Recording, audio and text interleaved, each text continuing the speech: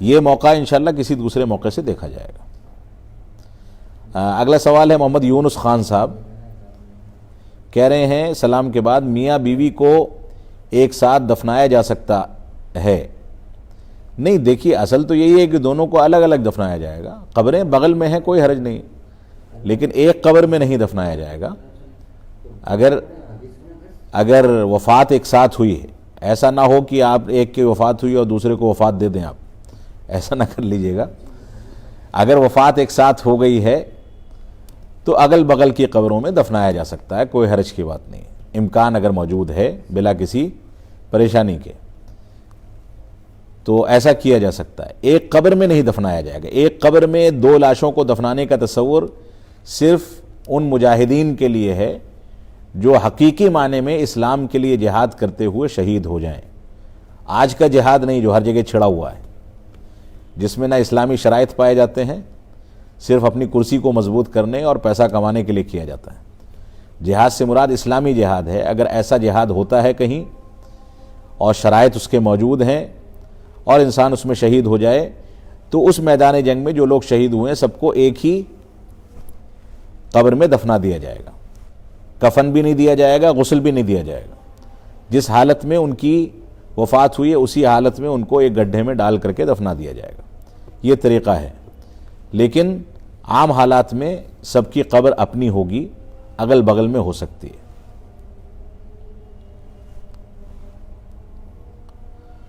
اگلا سوال ہے ارباز خان صاحب کا، سٹہ کھیلنے کا کیا گناہ ہے؟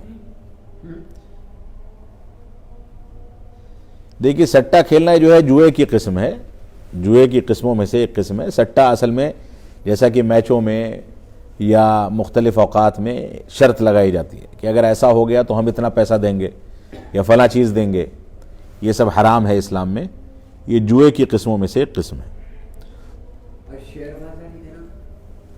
شیئر بازار اگر ہمیں یقین ہے کہ جو پروڈکٹ ہم خرید رہے ہیں وہ کون سا ہے، مجہول سودا نہیں ہے اور اسلامی بنیادوں پر ہے، اس میں سود شامل نہیں ہے تو جائز ہے۔ اب یہاں پر پریشانی کیا ہے کہ ہم ٹاٹا کا شیئر لیتے ہیں مثال کے طور پہ، فلاں کمپنی کا شیئر لیتے ہیں، ہمیں یہ نہیں پتا ہوتا کہ ہمارا پیسہ کون سے پروڈکٹ میں لگے گا۔ اگر ایسا ہے تو جائز نہیں ہے۔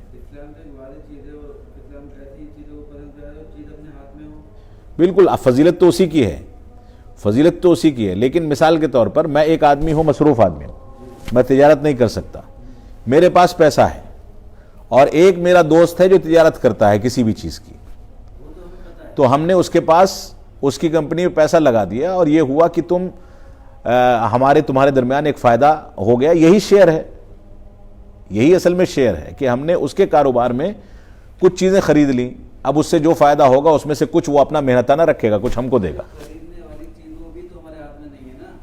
نہیں، وہی تو میں کہہ رہا ہوں کہ اگر شیئر بازار میں ہمیں پتہ نہیں ہے کہ کون سے پروڈکٹ پر ہمارا پیسہ لگ رہا ہے تو ایسی صورت میں جائز نہیں ہوگا۔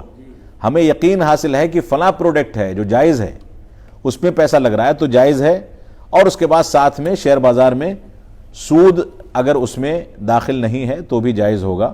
یعنی اسلامی بنیادوں سے ٹکرانے والا اگر کاروبار ہے تو جائز نہیں، اگر پتہ نہیں ہے تو یہ بیع مجہول ہوگی اور یہ جائز نہیں ہے۔ بہت ساری کمپنیاں ایسی ہیں جو شیئر مارکیٹ میں یہ کہہ کر کے پیسہ لے لیتی ہیں کہ ہم اسلامی بنیادوں پر کریں گے، لیکن ہمیں نہیں پتا ہوتا وہ کس چیز میں لگا رہی ہیں، وہ شراب میں بھی لگا رہے ہیں، بیڑی سگریٹ میں بھی لگا رہے ہیں۔ یہ صورتحال ہے تو جائز نہیں ہوگا۔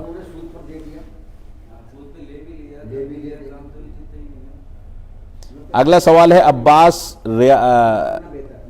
عباس ریاضی صاحب کا، سلام کے بعد کہہ رہے ہیں، حال چال پوچھنے کے بعد اللہ آپ کو خوش رکھے، سوال یہ ہے کہ کیا مرنے کے بعد مردے کو اپنی فیملی کے بارے میں، جیسے بہن کی شادی ہے تو کیا مردے کو اس کو معلوم ہوگا کہ میری بہن کی شادی ہے؟ اگر یہ سب معلوم ہونے لگے تو مرنے کا فائدہ ہی نہیں ہے کچھ۔